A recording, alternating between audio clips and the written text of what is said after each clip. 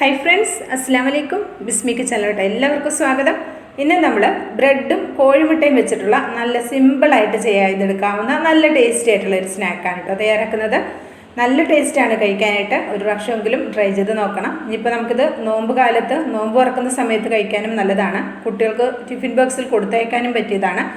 4 മണി ചായക്കൊപ്പവും നല്ല അടിപൊളി കോമ്പിനേഷനാണ്. അപ്പോൾ നമുക്കിതെങ്ങനെയാണ് തയ്യാറാക്കുന്നതെന്ന് നോക്കാം. അതിനായിട്ട് ഇതേപോലെ ഒരു പാത്രം അടുപ്പത്ത് വെച്ചിട്ട് ഇതിലേക്ക് ഒരു 2 ടേബിൾ സ്പൂൺ ഓയിലാണ് ചേർത്ത് കൊടുക്കുന്നത്. ഞാൻ സൺഫ്ലവർ ഓയിലാണ് എടുത്തിട്ടുള്ളത്. ഏതൊരു ഓയിലും യൂസ് ചെയ്യാവുന്നതാണ്.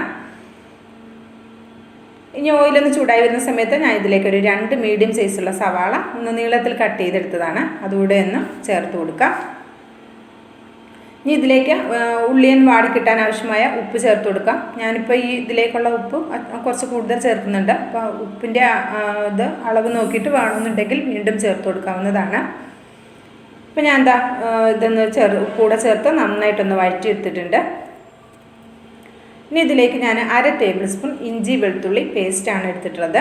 പിന്നെ ഇതിലേക്ക് ഞാൻ ഒരു പച്ചമുളകും കൂടി എടുത്തിട്ടുണ്ട്. പച്ചമുളകിൻ്റെ അളവ് നിങ്ങളുടെ ഇഷ്ടത്തിനനുസരിച്ച് ചേർക്കാം കേട്ടോ. അപ്പോൾ നമുക്ക് എത്ര എരിവ് വേണം അതിനനുസരിച്ച് ചേർക്കാം. നമ്മളിതിലേക്ക് മുളക് പൊടിയൊന്നും ചേർക്കുന്നില്ല. അതുകൊണ്ട് തന്നെ പച്ചമുളകിൻ്റെ അളവ് നിങ്ങൾക്ക് കൂട്ടണമെന്നുണ്ടെങ്കിൽ കൂട്ടാം കേട്ടോ. അപ്പോൾ അതുകൂടെ ചേർത്ത് നന്നായിട്ടൊന്ന് വഴറ്റിയെടുത്തിട്ടുണ്ട്. ഇനി ഇതിലേക്ക് നമുക്ക് പൊടികൾ ചേർത്ത് കൊടുക്കണം. ഒരു 1/2 ടീസ്പൂൺ പെരിഞ്ജീരകത്തിൻ്റെ പൊടിയും ഒരു 3/4 ടീസ്പൂൺ കുരുമുളക് പൊടിയും ഒരു 1.5 ടീസ്പൂൺ ചിക്കൻ മസാലയും ചേർത്ത് കൊടുക്കുന്നുണ്ട്. പിന്നെ ഒരു 1/4 ടീസ്പൂൺ മഞ്ഞൾപ്പൊടി കൂടെ ചേർത്ത് കൊടുക്കുന്നുണ്ട്.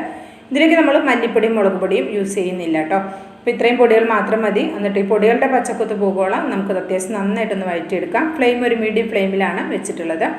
ഇനി പൊടികളുടെ പച്ചക്കുത്ത് പോയിട്ടുണ്ട്. ഇതിലേക്ക് ഒരു 2 ടേബിൾ സ്പൂൺ വെള്ളം കൂടെ ചേർത്ത് കൊടുക്കുന്നുണ്ട്. അപ്പോൾ ഈ വെള്ളം ചേർത്ത് കൊടുക്കുന്നത് ഈ പൊടികൾ ചേർത്തത് നമ്മുടെ ഉള്ളിയുടെ എല്ലാ ഭാഗത്തേക്കും എത്താൻ വേണ്ടിയിട്ടാണ് കേട്ടോ. എന്നിട്ട് ഇതിലേക്ക് നമ്മൾ ഒരു മുട്ടയുടെ കുഞ്ചിയാണ് എടുത്തിട്ട്. കുഞ്ചി എന്ന് പറഞ്ഞാൽ എന്താ പറയുക, നിങ്ങളവിടെയൊക്കെ എന്താ പറയുക അറിയില്ല.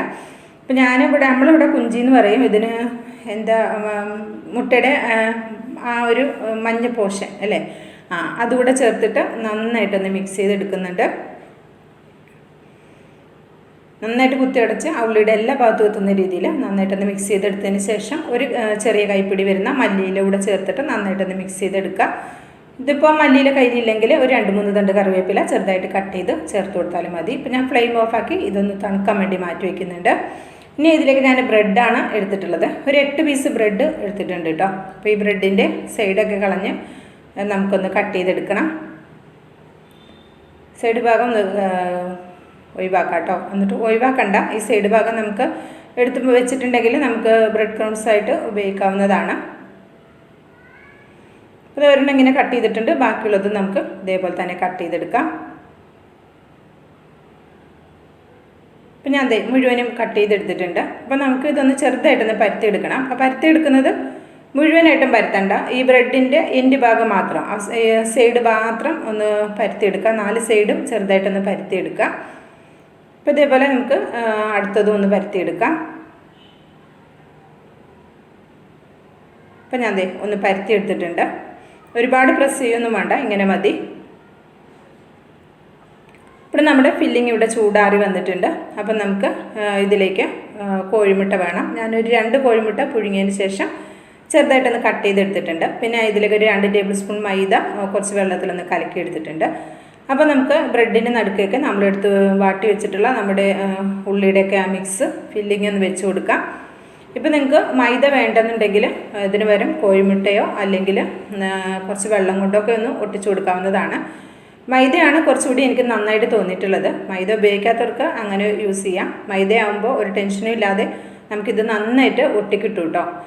നന്നായിട്ട് സീലായി വരും. അതുകൊണ്ടാണ് ഞാൻ മൈദ തന്നെ യൂസ് ചെയ്തത്. അപ്പോൾ ആ ഉള്ളിയൊക്കെ വാട്ടിയതിൻ്റെ പുറത്തേക്ക് നമ്മളിവിടെ കട്ട് ചെയ്ത് വെച്ചിട്ടുള്ള മുട്ടയുടെ ഒരു പകുതി ഭാഗം വെച്ച് കൊടുക്കുക. വെച്ച് കൊടുത്തതിന് ശേഷം മൈദ ഒരു ബ്രഷ് കൊണ്ട് നമുക്കിതേപോലെ എല്ലാ ബ്രെഡിൻ്റെ എല്ലാ ഭാഗത്തേക്കും ഒന്ന് ആക്കി കൊടുക്കാം.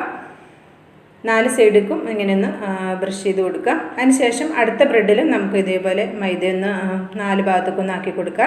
നന്നായിട്ട് ഒട്ടിക്കിട്ടാൻ വേണ്ടിയിട്ടാണ്. മൈദ ആക്കുമ്പോൾ നല്ല പെർഫെക്റ്റായിട്ട് ഒട്ടിക്കിട്ടുന്നുണ്ട്.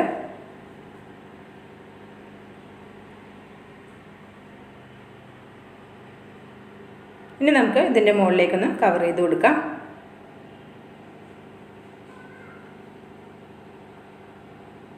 അപ്പോൾ അതൊന്ന് നോക്കാം. ഇപ്പോൾ തന്നെ അത്യാവശ്യം നല്ല രീതിയിൽ ഒട്ടി വന്നിട്ടുണ്ട്. ഇത്രയും മതി. ഇതേപോലെ നമുക്ക് ബാക്കിയുള്ള ഇത് മുഴുവനും റെഡിയാക്കി എടുക്കാം. കണ്ടോ? ഇനി നമുക്ക് ബാക്കിയുള്ളതും ഇതേപോലെ തന്നെ റെഡിയാക്കി എടുക്കാം. അപ്പോൾ ഈ മുഴുവനും ഞാൻ ഇവിടെ റെഡിയാക്കി എടുത്തിട്ടുണ്ട്. അപ്പോൾ നമുക്കിതൊന്ന് കോട്ട് ചെയ്തെടുക്കാൻ വേണ്ടിയിട്ട് ഞാനിവിടെ 2 കോഴിമുട്ട എടുത്തിട്ടുണ്ട്. ഇതിലേക്ക് ഒരു പിഞ്ച് ഉപ്പ് ചേർത്ത് കൊടുക്കുന്നുണ്ട്. ഒരു 1/4 ടീസ്പൂൺ വരുന്ന കുരുമുളക് പൊടി കൂടെ ചേർത്ത് കൊടുക്കണം കേട്ടോ. പിന്നെ ഒരു 2 ടേബിൾ സ്പൂൺ പാൽ, ഒരു 1/4 ടീസ്പൂൺ കുരുമുളക് പൊടി, അതുപോലെ തന്നെ ഒരു 2 പിഞ്ച് മഞ്ഞൾപ്പൊടി, ഒരു മഞ്ഞ കളർ കിട്ടാൻ വേണ്ടിയിട്ട് മാത്രമാണ്.